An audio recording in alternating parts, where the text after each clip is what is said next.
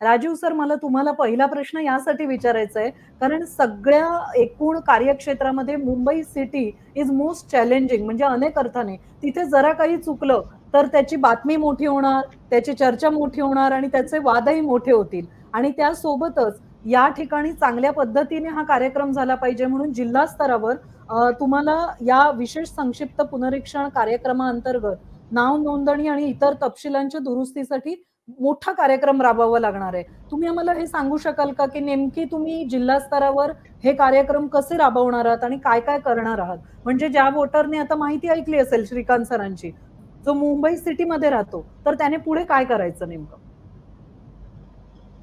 नमस्कार अलकाजी, जी, धन्यवाद. नमस्कार.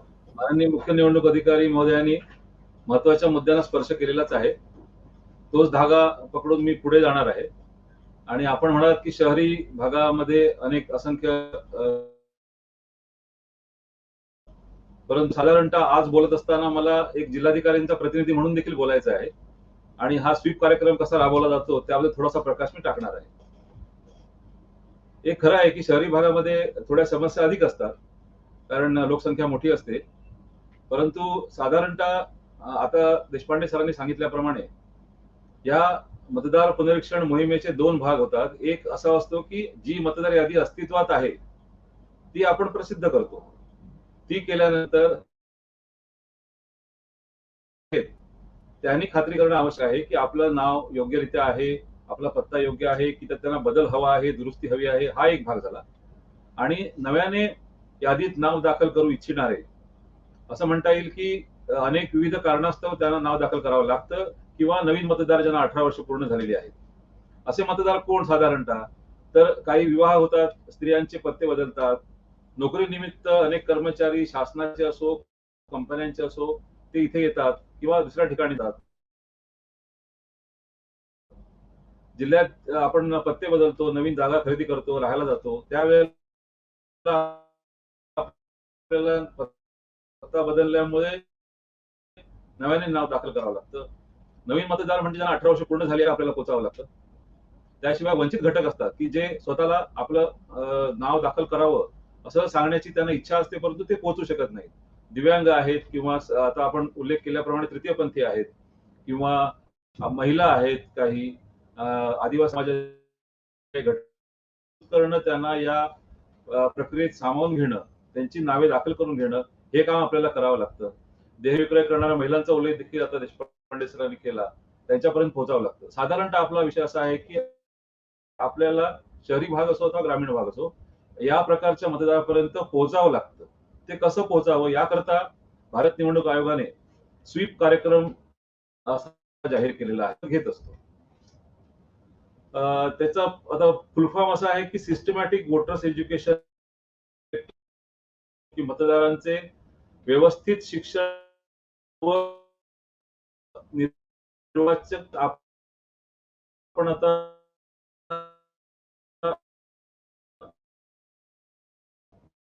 साधारणतः सर्व कर्मचारी या सर्वांपर्यंत पोहोचणारे शासनाचे काही विभाग आहेत, ज्यांचं दैनंदिन कामकाज या घटकाशी संबंधित असतं.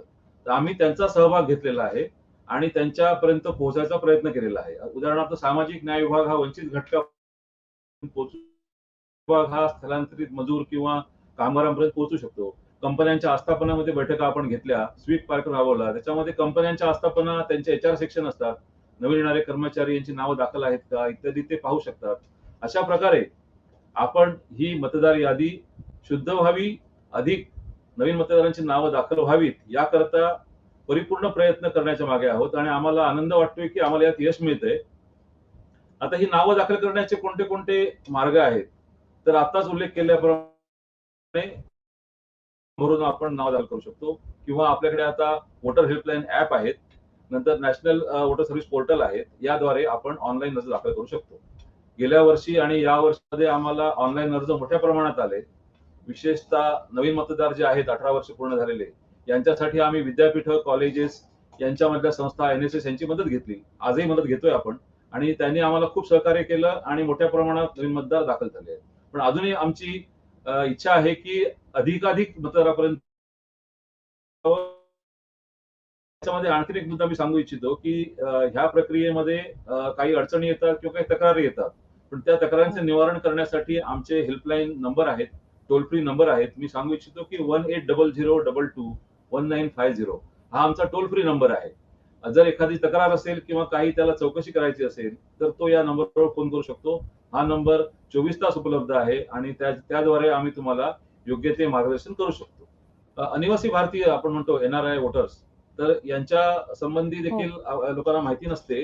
त्यांचे नाव मतदार यादीमध्ये असू शकते आणि जरी ते भारताबाहेर गेले तरी हे नाव त्यांना दाखल करता येऊ शकते आणि त्यांना तशी संधी आहे आणि ते मतदानाला देखील येऊ शकतात. दुसरा विषय आहे सर्व्हिस वोटर्स म्हणजे सेवा मतदार. हे मंडळात काम करणारे जे अधिकारी कर्मचारी आहेत, त्यांची नावं ही सर्व्हिस वोटर म्हणून आपण ऍड करतो. त्यांच्या पत्नीचे नाव पण सर्व्हिस वोटर म्हणून करता येते आणि ज्या ठिकाणी ते असतील त्या ठिकाणी त्यांना त्या प्रकार आपल्या प्रतिनिधीद्वारे किंवा स्वतः मतदान करता येऊ शकते आणि यादीत नाव देखील दाखल करता येऊ शकते. आता आपण पुन्हा मुंबईला येऊया. जिल्हाधिकाऱ्यांचे प्रतिनिधी म्हणून राजीव निवतकर आपल्या सोबत आहेत. राजीवजी, मला एक विचारायचं असं होतं, की मतदार नोंदणी कार्यालयात अर्ज नाकारल्यावर मतदार जो असतो त्याला अपील करता येतं का? आणि हे अपील नेमकं कोणाकडे करता येतं? आणि त्याची सगळी प्रक्रिया सर्वसाधारणपणे समजावून सांगायची झाली तर तुम्ही काय सांगाल त्याच्याबद्दल? साधारणतः ई-आर-ओ जे असतात, मतदार नोंदणी अधिकारी, त्यांच्याकडे बरोबर. आलेल्या अर्जामध्ये दुरुस्ती किंवा नाव दाखल नव्याने करणे याकरता जे अर्ज प्राप्त होतात, त्यात त्यांची खात्री झाली की ही दुरुस्ती करणे योग्य नाही किंवा हा अर्ज यादीत समाविष्ट करणे योग्य नाही, तर ते त्याचा अर्ज फेटाळू शकतात. आणि हा त्यांना म्हणजे ई-आर-ओच्या आदेशाविरुद्ध मुख्य जिल्हा निवडणूक अधिकारी तथा जिल्हाधिकारी म्हणजे मी जिल्हाधिकारी आहे तर माझ्याकडे माझ्या जिल्ह्यातल्या अर्जदाराला अपील करता येतं आणि या अपीलची जी मुदत आहे ती 15 दिवसाच्या आत त्याने अपील करायचं असतं. ही मुदत जी आहे वाढवता येऊ शकते जर माझी खात्री झाली की या अर्जामध्ये मुदत जरी वाढली गेली असली तरी देखील ती योग्यरित्या त्याच्यात काही कारण आहे ज्यामुळे ही मुदत वाढली गेली आहे. तर ती मुदत मी वाढवून देऊ शकतो आणि त्याचा अर्ज स्वीकारू शकतो आणि माझा निर्णयामुळे जर मतदार किंवा अर्जदार व्यथित झाला असेल तर त्याला 30 दिवसाच्या आत मुख्य निवडणूक अधिकाऱ्यांकडे अपील करता येतं. अशी तरतूद आपल्या लोकप्रतिनिधित्व कायदा 1950 आणि नियम 1960 मध्ये आहे. की लोकांची अशी सुद्धा तक्रार आहे की आम्ही अर्ज करतो त्यावेळेला जे मतदार केंद्रस्तरीय जे अधिकारी आहेत तर ते निवासासाठी वेगवेगळे पुरावे मागतात आणि त्यामुळे अर्ज रिजेक्ट केला जातो. तर निवडणूक आयोगाने स्वतः काही यादी पुराव्यांची विहित केलेली आहे. त्याच्या बाहेर असं शक्य आहे का बीएलओ वेगळ्या पुराव्यांची मागणी करणं आणि अर्ज रिजेक्ट करणं? विषय असा आहे की मगाशी ई-आर-ओ यांनी जे सादरीकरण केलं त्यात त्यांनी कोणते पुरावे घेतले जातात याची स्लाइड पण दाखवली होती. त्यामुळे वय आणि वास्तव याचे कोणते पुरावे आपल्याला अपेक्षित आहेत आणि जे अर्जदारांनी द्यावेत त्यांनी दाखवून दिलेलं आहे. त्या बाहेरचे असे कोणते वेगळे वारंवार कुठले पुरावे मागण्याची पद्धती अशी नाहीये. एखादी काही महत्वाची अशी जी प्रकरणं आहेत ज्याच्यामध्ये काही त्यांना संशयास्पद आढळून आलं असेल ई-आर-ओना तरच ते काही पुरावे मागू शकले तरच असावं, अदरवाईज असं होत नाही. आणि ही घटना ज्या ठिकाणी असेल त्या ठिकाणच्या ई-आर-ओकडे संपर्क साधणे योग्य राहील. वारंवार तर अशी या प्रकरणाची दिसून येत नाही. तर हेल्पलाईन या सगळ्या गोष्टींसाठी दिलेल्या आहेत आणि राज्य तुम्ही स्वतः काय म्हणूया आम्ही त्याला मुंबई मिररमध्ये टेस्ट ड्राईव्ह म्हणायचो. तर तुम्ही टेस्ट ड्राईव्ह केलेला आहे हेल्पलाईन चालतात की नाही प्रत्यक्षात त्याचा अनुभवही सांगा आणि मग अधिकाऱ्यांचं म्हणणं ऐकू त्याच्यावर. खूप तक्रारी आहेत त्या हेल्पलाईन बद्दल सुद्धा. मला इथे मोकळेपणाने म्हणजे सांगायला काही संकोच वाटत नाही.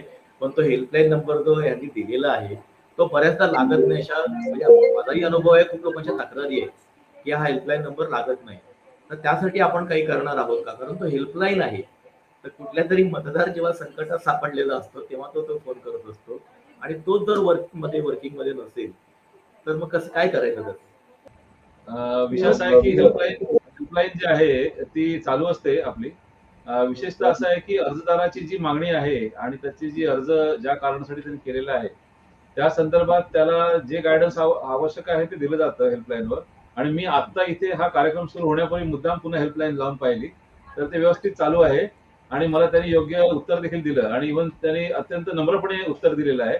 त्यामुळे प्रत्येक अर्जदाराला उत्तर हे नम्रपणे मिळत असेल अशी माझी खात्री आहे.